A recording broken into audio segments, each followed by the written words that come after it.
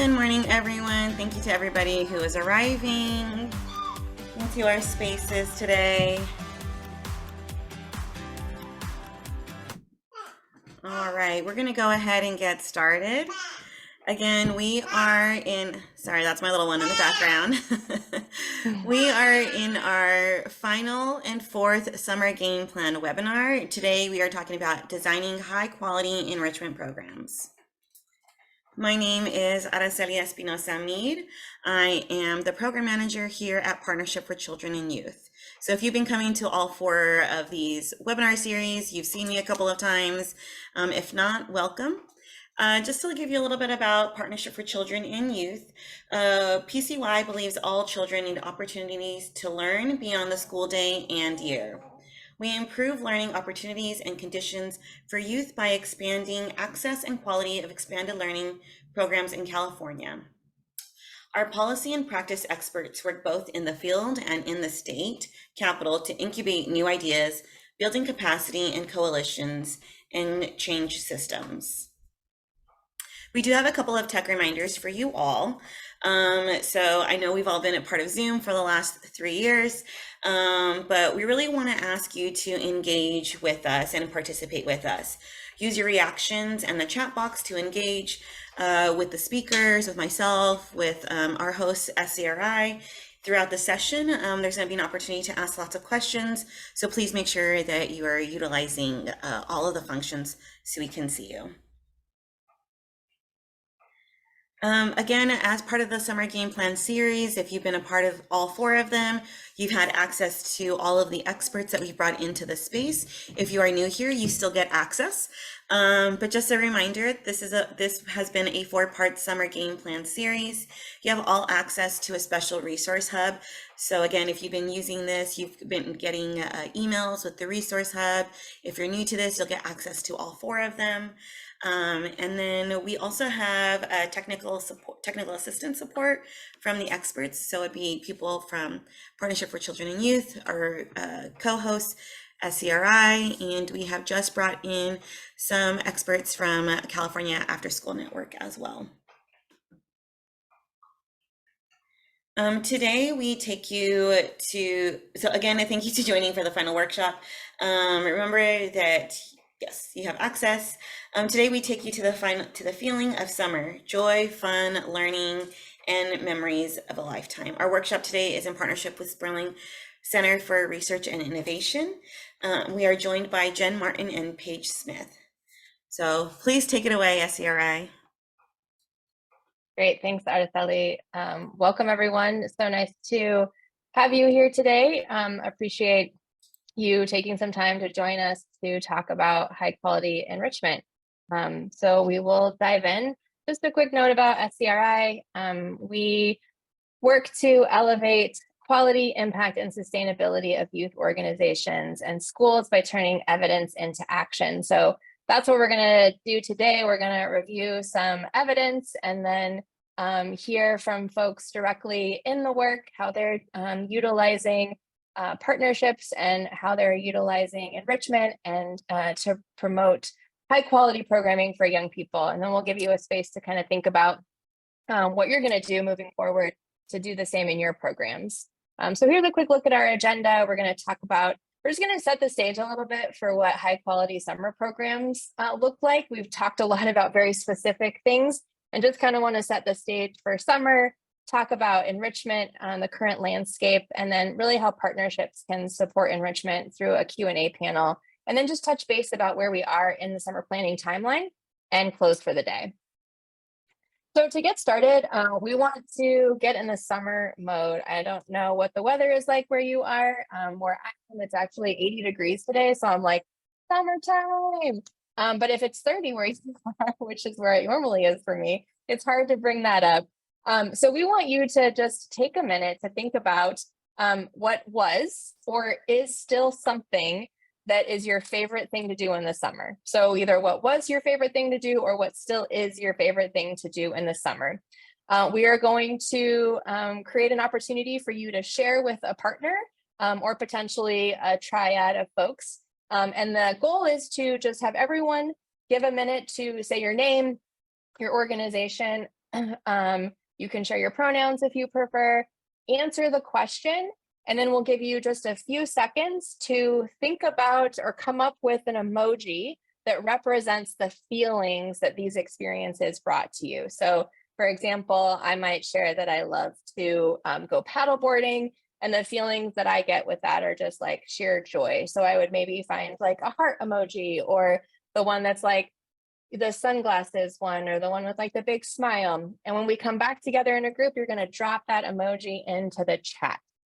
So in just a minute, Araceli is going to just randomly assign you to be with a partner. You may be in a pair of three, and you're going to share your favorite thing to do in the summer, or just maybe your favorite thing about summer, and then collectively come up with a feeling and an emoji. So have fun. We'll see you in 4-ish minutes. Welcome back from your breakout rooms. People are still trickling in. So they're probably just finishing up their conversations or using all their 60 seconds of their warning. While we are waiting for everyone to come back, we are going to ask that you share in the chat an emoji that gives you that feeling of summer. So if you go into the chat, there's that little like smiley face. Please, thank you everyone who is coming in. We know that you use all of your minutes to make sure that you share that feeling of summer. So if you want to share in the chat that feeling of summer, see, we got Yubleni putting in waves. Awesome. All right, dancing, swimming, palm trees. Amazing. So those of you that are just joining us, put in an emoji in the chat so we know the feeling of your summer.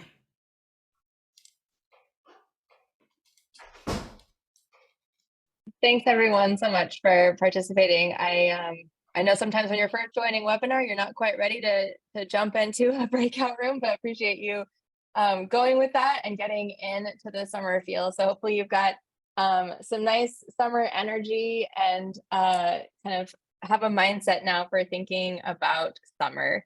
So just want to kind of give a little bit of thought related to what is high quality summer programming. For some of you, you've been doing this for a very long time. For others, this might be something that you're kind of new to, or it might be that you've done it one way and now we're having to kind of rethink how we might do summer with additional funding or with new partnerships, adding in more enrichment, longer days. So just kind of wanted to kind of ground us that summer programs really offer an opportunity for fun. They also offer a space for community building, exploration, and learning. And I think I ran programs for a long time, and some would argue that fun is not learning or learning is not fun. And I completely disagree. I think they are one and the same. When you are learning something that you're interested in, that's engaging, you are absolutely having fun. And I'm hoping that when you were thinking about all those things you were doing in the summer, you were like, oh yeah, and I probably learned this too. But really it's a space that complements the regular school year. So there is connection, but it's also a really creative space to do a variety of new things. And often that lands in enrichment. I pulled these graphs from the Joy of Summer report out of LA, just to kind of give us a sense of like, we're doing SEL, we're doing academics, we're doing arts and sports and STEM and free play. And there's just a really cool opportunity to do field trips and to do innovative places and spaces for young people to engage in new ways. So there's hands-on experiences. It's a new space for adults and young people, right? It's a chance to kind of mix things up a little bit. And so I would love to just kind of get a sense from you all. Actually, let me go back. I'm gonna wait for a second. Actually, no, we'll just go to it. I would love to get a sense from you all, like what fun exploratory learning opportunities are you already thinking about offering your young people this summer, or maybe your staff as well? When you think about summer and you're building on all those fun things that you said you like to do, what's one, two, something that you think you're going to offer that's fun and exploratory for your young people this summer? This is a poll everywhere. In the chat, we've got the link if you want to connect via the web. If you prefer to use your phone, you can text the 37607 number. You can text my name, Jen Martin 352 to that number and enter your response there. I'll give you a second. Don't close the link or keep the link handy. We're going to do a couple other polls throughout the webinar using the same information. But yeah, just would love to hear. And if it's easier to chat, feel free to put it in the chat. If you want to come off mute and share out loud, totally welcome for that. I did create, it's a word cloud, so sometimes the words get mixed up. So we got field trips and fields, probably all the same. Hiking, ooh, yes, I love to see the hiking. STEM, more field trips or just trips. Drumming, nice. Community, circles, camp, crafts, aquatics, love it. Cooking, drama, maybe even cooking outside in the field. Awesome. The words get bigger when they're repeated. So we've got barbecues and gardens. Love it. Drama. Perfect. What's nice about this too is you can also now combine words because sometimes they get separated. So you could have like pizza gardening. All kinds of fun new ideas could be generated here. Field trips and STEM seem to be kind of the key things happening, which is awesome. So many great ways to be hands-on and learning. And I'm excited to see that you all are thinking about those different offerings happening as a part of summer. So keep them coming if you want. I'm gonna keep moving for the sake of time. I just wanna think about quality. Quality really matters in summer, right? Like we can have all the fun, but the learning comes when we're offering really high quality programming. So quality is actually really well defined in summer. There's a lot of different research and studies and briefs that talk about what quality looks like. And there are several tools that can support this work. We'll link these tools in the toolbox that you get access to, but just kind of wanted to offer that there are some strong results that can happen in summer when programs are offered voluntarily, ideally at no cost. Sometimes that's not always realistic. And that transportation and meals are a part of that. Again, not always realistic, but things to consider. Also really focusing on that 5 or 6 week time period. You all have the opportunity to have great long days offered as well. That includes academic and enrichment programming with at least 3 hours of that high quality instruction. And that instruction ideally continues into the enrichment. I feel like we should start advertising that it's like at least 6 hours or 5 hours of high quality instruction. It just takes the shape of different things. It may not be your more traditional math instruction, but that STEM and that gardening, that is all still high quality instruction. That you kind of focus on small class sizes where possible, really ensuring that strong attendance. So the more students come, obviously, the more they get out of it. And if there's an opportunity to engage young people with employment, I think most of you are probably not focused in the high school space. That's an area we want to continue to grow, not only in California, but all across the country. But ways that you might even be able to engage older youth in employment within the summer programs that you're serving your young people with as mentors, as aides, etc. And I just want to mention, this is all actually coming from the 2021 California Summer Report from PCY, but just a mentioning of, really thinking about what is your kind of quality framework? How are you thinking about quality when it comes to instruction, when it comes to enrichment, when it comes to just all the different ways that you're engaging your youth and your staff? One, study or one framework to consider, besides you have your OST standards, your state standards in California, the Weichert Center has a lot of great research and support around program quality that lives within their framework around youth engagement and peer interaction. But really want to just encourage you to kind of ground yourself within your vision, within your program goals, and really thinking about what is your quality framework? How are you defining and thinking about quality, both in your academic space and in your enrichment space? And a lot of that can show up in your summer climate. So just kind of want to throw out that I think sometimes we think about summer, and when I think about it, I'm like, it's just going to be fun. And like naturally things are going to come together because it's summer. And there has to often be intentional planning and efforts to really think about what is your summer culture and your climate, and how are you going to communicate that? That a positive site climate really drives the students and your staff's daily experience and relates to high attendance and retention overall, right? So really being thoughtful about what are your norms, your goals, your values, how much is it connected to the day school? How much is it unique to the summer space? If you're partnering with a variety of organizations and entities, how are you creating shared climate, shared experiences, so everyone is on the same page and everyone is experiencing really fun, unique opportunities to be together? How we show up together, how are you creating those like fun spaces, and how's everyone communicating that together? So a couple questions that you could use to think about: what's your vision? What do you value? What are your strengths? What do you really want to, like, if you closed your eyes, what would you hear and see? If your work was successful, what would students be gaining? What are you going to accomplish in the short term? And then I like this one here too, like, what do you want program partners to gain from working with you? So really taking some time to think critically about a positive summer culture.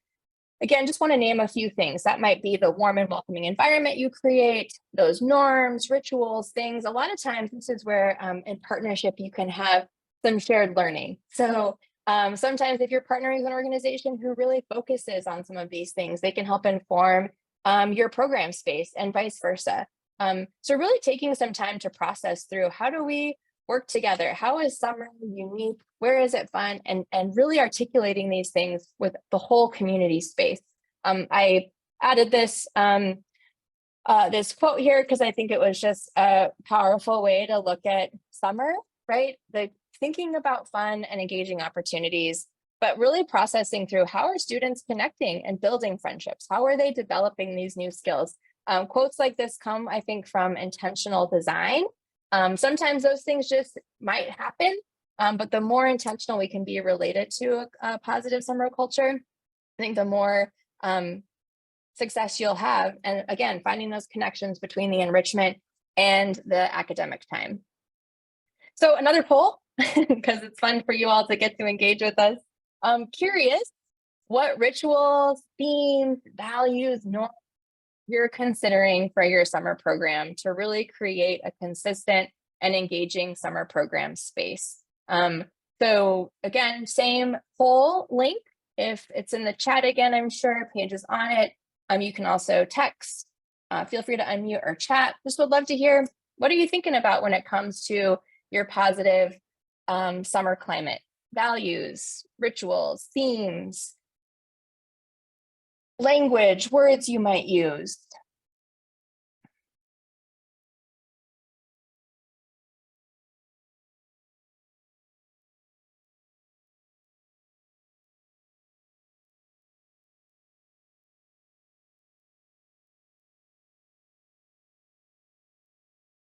Routines that you might create, SEL types of practices that you might engage some of your young people with, recognitions, incentives, all of those things that really inform sort of that consistent and engaging program space. Growth mindset, yes, love it. Mindfulness, yoga, respecting each other. Ooh, the sky's the limit. Youth voice, great. Respect.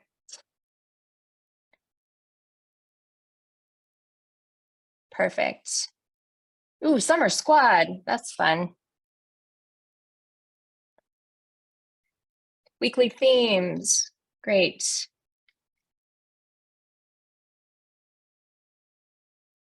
Love these different ideas. And we'll take a screenshot of all these too, so you all will have a chance to get the ideas captured of your colleagues, the other wise experts in this group that are thinking of these different things.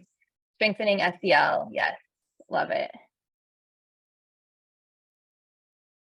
Great, keep them coming. I'm gonna keep moving. for the sake of time, but feel free to continue to share those things. Just want to talk a little bit about the current landscape of where we are when we think about summer and enrichment.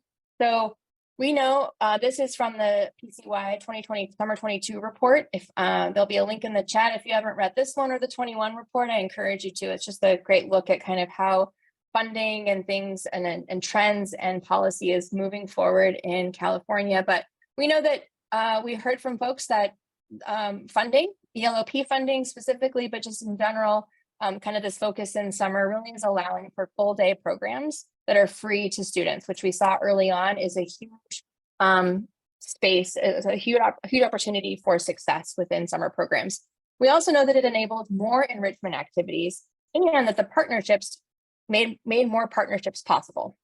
So it allowed for new and varied activities and unique learning opportunities, which we're going to hear a little bit about here in just a minute from our guest panelists. So a couple of recommendations that I kind of wanted to highlight that came from here in relationship to enrichment and to just programming in general is to begin planning early. And so I think this webinar series is a really great opportunity to start getting things going with planning, right? To start to think about summer and probably just everything in general, right? Is like year round. Like you're just kind of constantly, when I'm partnering with someone, I'm thinking, is this school year and summer? Is this just summer? And ways that you can kind of carry that forward. Another is to really think about ways that you can get feedback and insights from your students, from your caregivers, even from your staff and partners to really identify and build on your strengths, opportunities for growth, but also to get some new insights. So this might show up in a survey. It could be potentially thinking about like a needs assessment, an asset map of sorts, really starting to identify what is of interest to your community. What do you already have assets and strengths, and where are their potential needs? And this can help even identify places and spaces where partnerships could be really key to make that programming happen. And again, I think the more that we can include all the essential partners, both internal within your district or within your organization and within the community in your planning, often the more successful we can be. So when everyone's on the same page and we're all working together, I think there's a great opportunity there, which again, I think will be highlighted here in just a minute when we talk with our panelists. So thinking about high quality enrichment, again, we've talked a lot about different strategies related to rituals, culture and climate, but really thinking just about intentionality, right? So as I mentioned earlier, engaging enrichment experiences should be as well planned and as well intended as high quality academics. So the same energy that we put into that math and ELA time, we want to put into the enrichment space as well. So really taking some time to think about a model for your enrichment programming and your activities. Are you, is it primarily through partnerships? Is it primarily, internally created? Really processing through the strategy or the vision of what that enrichment programming will be. Making sure that those instructors, whoever you're hiring or partnering with, have strong content knowledge, or you're giving them space to develop that and plan accordingly. And giving support to enrichment instructors who could potentially be from community partners or from others in the culture, in the strategies of behavior supports, and really monitor their implementation, provide the coaching and support that you would potentially to a day school staff person related to these things. Also, really ensuring that your lessons include sequenced activities. So again, thinking about as you would follow a math unit, you're also kind of going through the same process with an enrichment unit, ways that activities can build, like I think the gardening and the African drumming, all of those really allow for there to be that kind of sequenced skill-based focus within the session. And then again, thinking about how, if you're going to integrate it into academics, what that looks like, and how you're just ensuring that there is, good focus on what's being offered in this space. And the more we can keep class sizes small, the better. Lastly, thinking about partnerships for enrichment. So I talked about this already. Again, partnerships, we talked about this in our last session. So if you want more insight into partnerships, I encourage you to go back to the resources and watch the recording. We had some great conversations, but ideally partnerships, effective ones are those that have a shared value proposition. So partnerships can do a lot for your program, and we're going to hear it here in just a minute.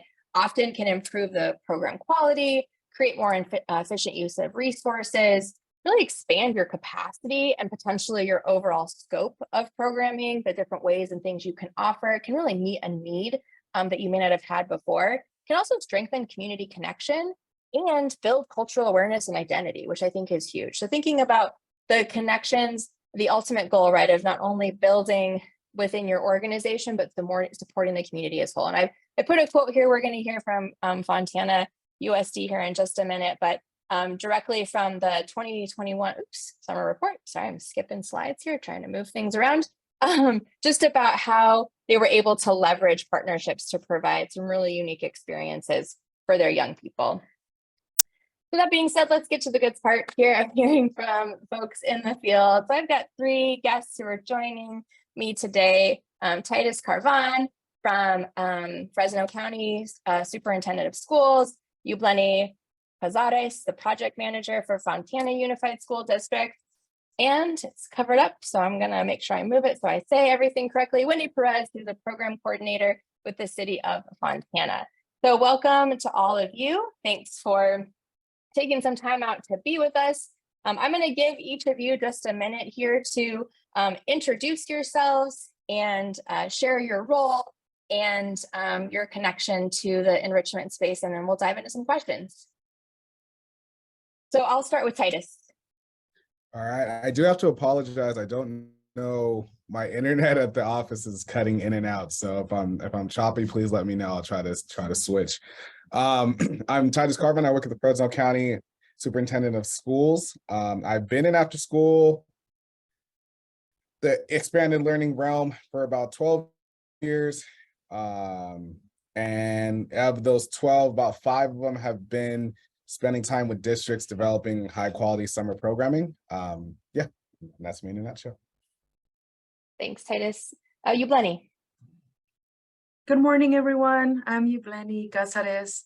I'm with the Fontana Unified School District, and I'm the project manager on the district side. And we partner with the City of Fontana and Boys and Girls Club. So I'm really happy that Wendy was able to join us from the city. And I've been with expanded learning programs going on 5 years. And this is honestly our 3rd year that we will have summer. So we've been exploring different partnerships and different ideas, and we're just excited to keep it growing and developing. Awesome. Thanks, Yubleni. Go ahead, Wendy. Hi, good morning, everyone. My name is Wendy Perez. I am with the Fontana Expanded Learning Program with the City of Fontana, and I have been in Expanded Learning Program for about 15 years, starting as a frontline staff, now to overseeing school sites, started with 14 to 7 now. I completely enjoy summer programming, our evolution within summer programs. So I'm so excited to share a lot of great ideas with you guys. I'm very passionate about programming. So yeah, I can't wait till we get in.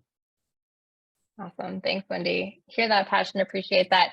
Just a quick note, if you all have any questions that you're really wanting to ask our panelists, feel free to put those in the chat. I would love to be able to have them answer your questions over my questions. So as we're talking, if something comes up for you, if you're just really curious based on who they are and what they've already shared about themselves, please go ahead and put those in the chat. All right, so to start, would just kind of love to hear about what high quality summer programming means to you. Potential, like really focused around what were there specific goals that you had, and if so, how did you meet them, either through the lens of partnership or just through the work that you do? So I will open it up. Whoever wants to answer, feel free to unmute and dive in. Well, I'll start with oh, wanna go for it? I'll let you go. Titus, you're on. Go for it. All right.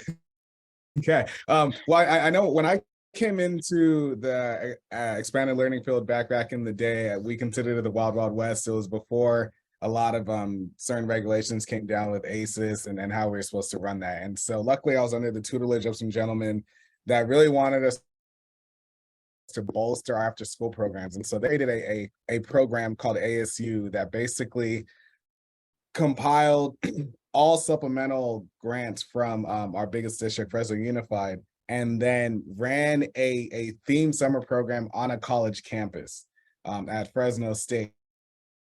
That, and they call it ASUs because there's a lot of students here in Fresno who haven't been, we say, to the north side where the college is located. And so they wanted to theme it as a college, not only for students to realize they can get there, but the experience of being on a college campus, working with the staff, which were called California Teaching Fellows, who were college students, just really expanded the kids' minds to what Fresno had for them.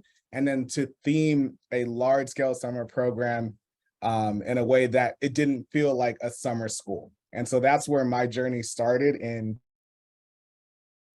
working with districts at the county office, was to help districts see summer more so as a launch pad instead of something that kids are forced to go to for remedial reasoning.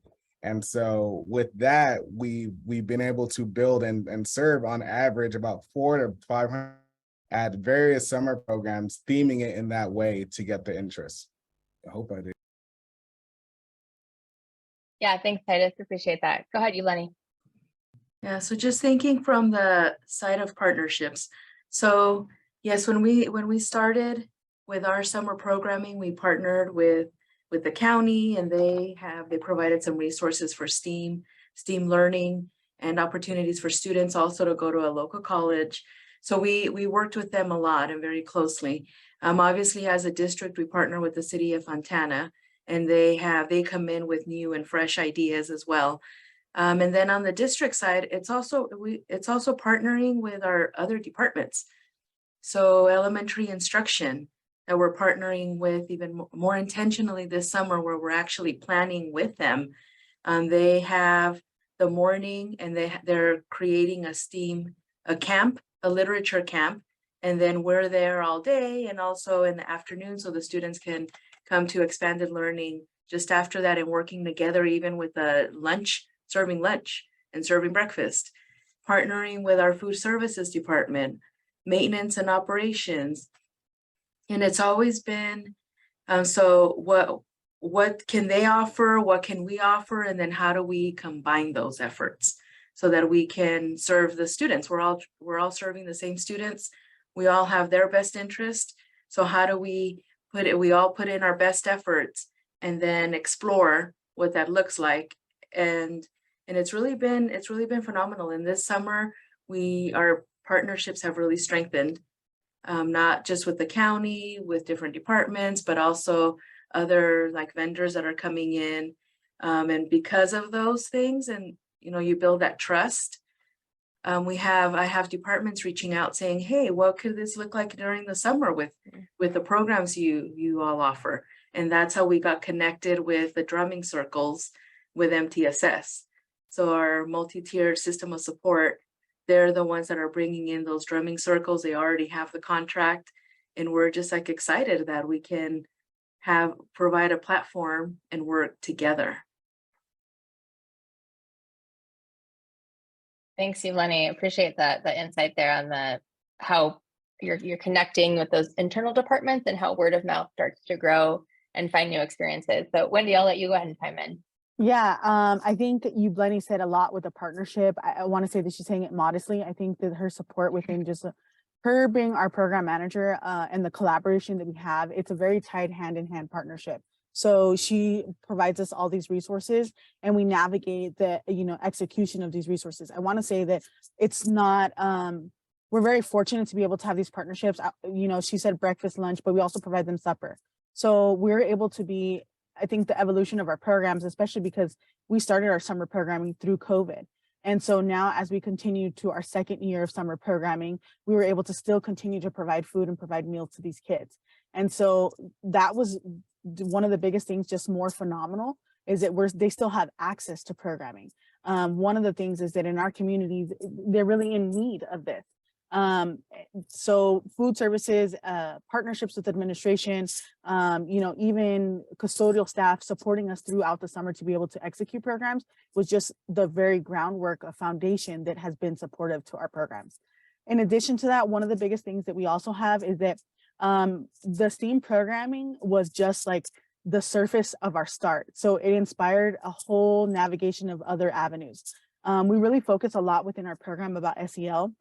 And so Yubleni also did a lot of positive behavior intervention support that we had throughout the year returning from COVID. So we focused all of our energy to continue to enhance this SEL piece in summer. And that's where it navigated us to have a youth voice piece. So we actually surveyed our students from the elementary and middle school programming. And as little as they either wrote down a list of 1,000 things that they wanted to do, or they drew pictures. And we still say that today as reference, and we shared it actually in a meeting collaboratively together to see what the interests of the kids were. So that's where our design of our programming came. We wanted to influence them. We wanted to have access to program. I see you raise your hand, Debbie. In addition to that, that's how we designed our summer programming. So some of the things were they wanted to see dinosaurs. They wanted to do an escape room. They wanted to do capture the flag. So we designed a lot of our programming around that. So one of the things is we did like travel back to prehistoric times. We did exploring the night sky. We did A Bug's Life, and we did game day. So it was a lot of things of just playing. So we have our programming is so heavy because we plan like an 8-hour day. So it has like even doing cooking lessons with the kids. So they love making food. So we were able to make a food lesson every single day, in addition to the food that we give them, just that we're able to provide through our food services with the district. But they make, they made like a volcano kind of food diorama. So that was even really cool and epic. I could go on and on about programming, but from bugs to sports to toys to historic to movies to Sherlock Holmes. I'm actually looking at it. Ants, we grew butterflies. We did so many things, but we really designed our programming with the youth interest and for them to captivate their experience to be in the program, for them to really enjoy. I shared earlier that to me, successful programming was when we took field trips every week, and we actually got to take them to Knott's Berry Farm. These are kids that have never had accessible means to be able to go to the different places. We were able to take them to a museum, bring presentations with them for animals, things that they were never exposed to ever. And one of the things was that I had shared was a kid sweaty saying, "I need some water," because they're having so much fun, was amazing. And to see them just happy, or like for them to be riding on a ride at Knott's Berry Farm and for them to tell me, "Wait, Miss Wendy, this is our last trip. Yeah, the summer is over, but we're gonna do it again next year." And for them, like, okay, we were able to open programs to kids that never had the program before. But that was one of the things, is that we really designed intentionality with a learning component that was science-based, but also captivated their interest and their learning. Thanks, Wendy. Just be ready. I think you're going to probably be getting like 1,000 phone calls if you just rattled off all these great themes. Everyone's going to want your lesson plan. Appreciate all that passion. But you highlighted a couple of things that I kind of want to throw back over to Titus and Yubleni. You really talked a lot about intentionality and programming, which I really appreciate. But you kind of got to this space, I think, that there are some key strategies or some things happening that are developing partnership. And it sounds like it can sometimes start with one thing and they can grow into another thing. So Titus, Yubleni, no pressure as to who's answering. Both of you feel free. I'm just wondering if you're thinking about kind of like key strategies or like things to really consider in the space as it relates to partnerships and enrichment, or how you can kind of find success in meeting shared goals and vision through those relationships. And I know we have a raised hand. So Debbie, you're off camera. If you want to share your question, if you can put it in the chat, that would be great. I'm not sure if you meant to raise your hand. I just want to acknowledge I see it. So I'm going to throw that question to Yubleni and Titus, but if you do have one, please put it in the chat. So either one of you, feel free. I feel like last time I didn't call on one of you and you had that awkward thing. So Yubleni's off mute, go for it. So I'll share this. One of the most useful tools that I've had is reading this book that's called The Platinum Rule. So in the Platinum Rule, I don't know how many of you are familiar with it, But you know, you have the golden rule and it's treat others the way you want to be treated. But then you have the platinum rule that you treat them the way they want to be treated. So in reading through that and then taking the assessment for myself in the way that I communicate, in the way that I work, so that I understand where I'm coming from in my style, but also recognizing other people's styles of communicating and working. So with that, I've been very intentional in saying, okay, to ask questions, listen, and then based on their style of communication, how do I communicate with them so that I'm respecting their work, because they're professionals. We're talking about directors, associate superintendents, coordinators, supervisors. They're professionals in their sphere. So I want to come in with a very respectful approach to that. And then realizing that within the scope of their work, they have a framework, they have protocols, they have systems. So then how do we come in as a program and honoring and respecting those systems, those protocols, and what they have in place already, and then you know, throw in a couple of ideas. What if we explore something else, something additional, and what does that look like for your department, for you, and then respecting that. So that's been my approach, and I've been able to really cultivate a lot of partnerships, like I said, with the county, within the district, obviously, definitely with our partners, and also because they're so fantastic. Like at the city and with their team, they're really like open-minded. Like what can we do to make it even better? So I do love that. But that's really been like the approach, and just respecting those systems, those protocols, and working within that, and then exploring additional things. And it hasn't always been a yes. Sometimes it's been, well, we really can't do that right now. And that's okay. Like we all want to benefit from this. And if it doesn't work for either one of us, it's okay. Like it's not a bad thing. We'll just work together in the future in a different way. And that's okay. Mm-hmm. I know for myself, when I approach districts or process, so for us at the county office, we really look at it as a partnership. And so when we're working with superintendents or districts, it's not anything of, hey, we know what to do. It's what do you want for your students and how can we help you execute it? And so in regards to summer, whenever I'm approached to talk about summer programming, I try to provide the next 4 months will go. And so, sometimes I'm surprised when I had a meeting reminder in January to talk about summer, and that's only because I want to lay out as much detail as possible and give districts as much time to recalibrate, say yes or no, we want more of this, we want less of this, things of that sort. And so if you provide anyone you're partnering with sort of a glimpse of what your vision is and allow them to be on the ride to cater it to how they want to see it executed, then I feel like that's been the most successful programs that I've been a part of. And both entities feel like they've accomplished the goal to serve the students, but to also give the students something more tailored to them. And so at the county office, we have a lot of students from rural areas who haven't been to a lot of different places. And so if a superintendent or principal say we'd like our kids to take more field trips and more of this for them to see more things, and we'll gear the program towards that. But I also like to use our summer programming as a way to bolster students' attendance in expanded learning and tie in the two. So majority of our staff come from the existing expanded learning programs to work in summer to create that familiarity with staff and students. And then that entails when we come back to school, kids are looking forward to seeing those staff just as well. And so that also helps retain staff within those districts. We have a lot of our staff hired on to work for the districts because they're also auditioning through these summer months for districts for potential teaching opportunities, whether that's what they're looking for or not.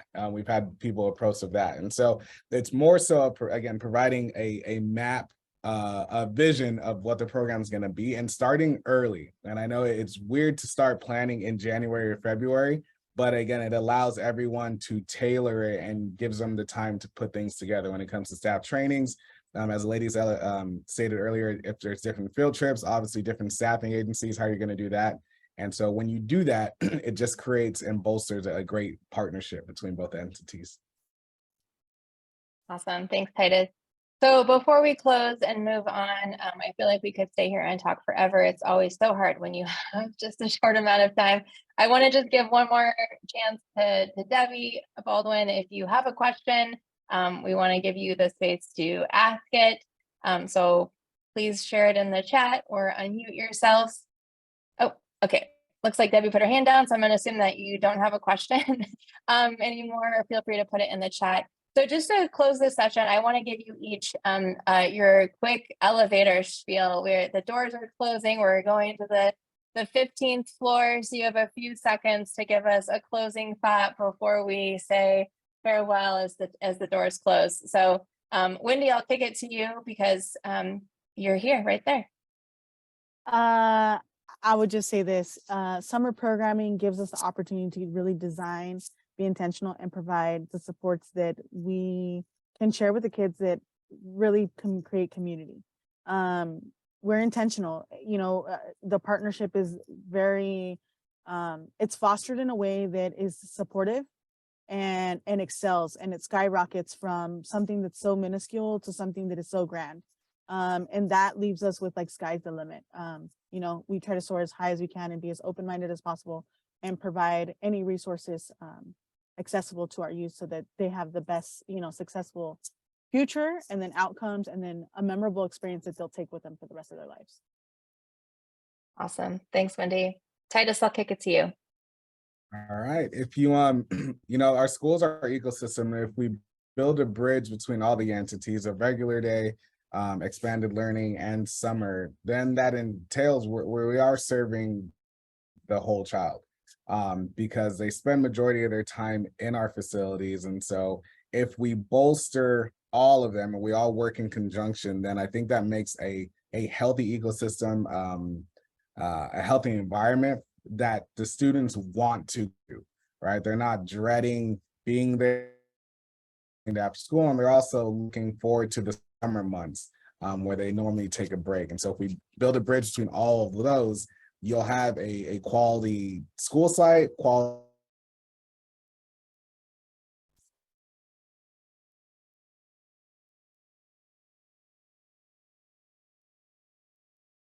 All right, it looks like we may have lost Titus on that last door. The door closed fast on the elevator.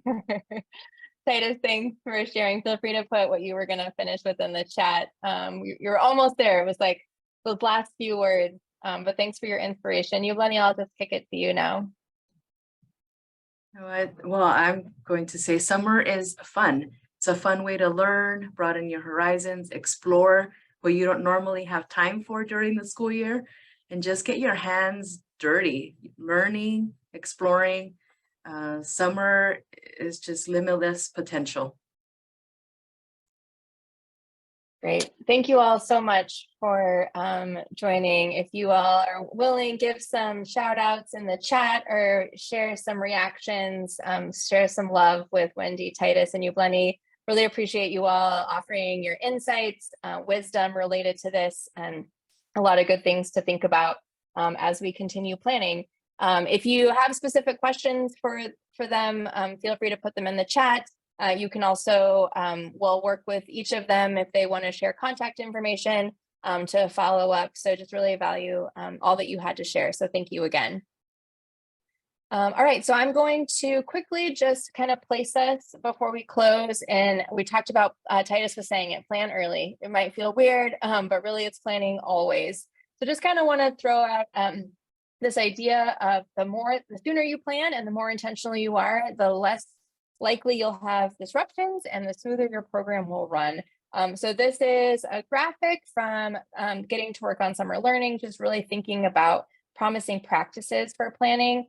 So as we heard from our panelists, really being able to engage any and all stakeholders that you can in that planning process, having that platinum mindset of really being open and listening and hearing, and being creative, having that open mind and that growth mindset that we wanted our students to have. and trying to create, kind of regular scheduled meetings and things throughout. There are several tools.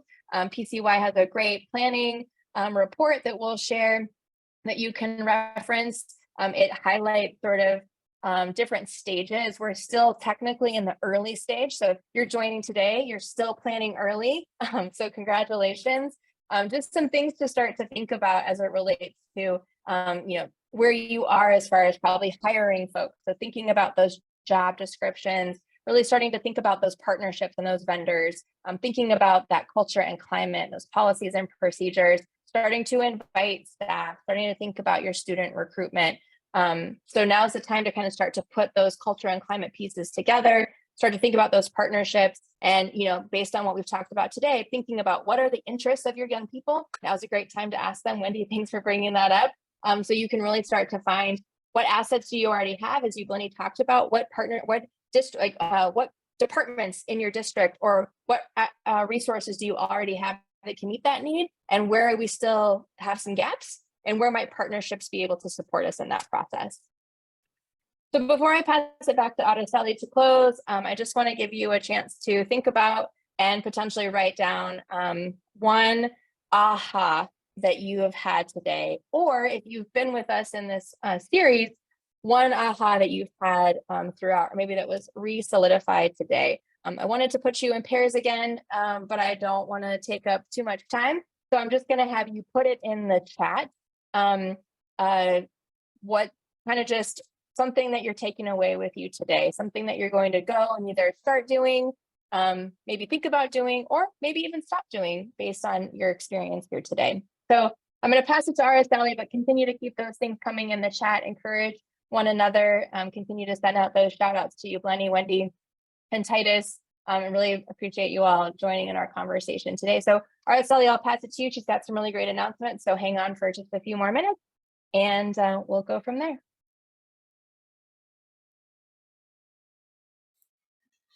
All right, thank you so much for that, Jen. Thank you for Yubleni, Wendy, and Titus for sharing so much information. So yes, thank you to our speakers for joining us today, and our supporters who helped make this session possible, or the whole series possible. So thank you so much. If people aren't asking where you're gonna get the resources, it'll be at the Summer Game Plan website here. So continue your summer game planning. You'll have access, like I've said before, to planning tools and resources in the Resource Hub. And if you need more time, sign up for our free 15-minute TA session. So with the TA session, this is really important because you'll have, if you have more questions to work on, meet someone to brainstorm with. We are here to support you. It'll be myself. You can choose between myself, Jen, or Paige. You can also, so we'll be here to support you throughout the TA system.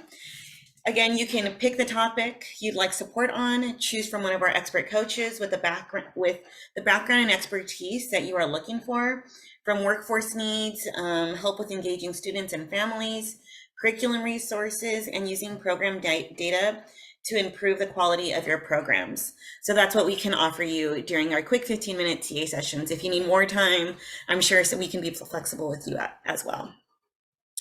Another great resource for you all is, this is out of order. Can I go to the Systems of Support page? I think it's in one before this. Okay, never mind. We can stay on this one right here. So another great resource for you all is our System of Support for Expanded Learning leads. Some leads have joined us today. If you're in here, thank you so much for joining us. And then find your lead and get plugged into the resources, training events, and other offerings in your region. We'll put a link in the chat as well. And then one great example is the Spring ELOP Academy. So you can go to the next slide. Thank you, Jen. So the Spring ELOP Academy, which starts tomorrow, hosted by our partners at CAN.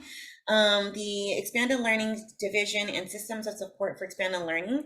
So make sure that you sign up for today so they can help you with planning. You're in here, you know you want the support, so please go over to CAN and sign up for that. And then another great resource next week is the National Summer Learning Association, or NSLA. Will support a summer planning boot camp on March 29th and the 30th. So it's not too late to sign up, right? If you're still going to Cannes tomorrow, you can still sign up for NSLA next week. Again, it is on East Coast time, so just make sure that you, when you're planning, you're understanding that the times here are the Eastern time.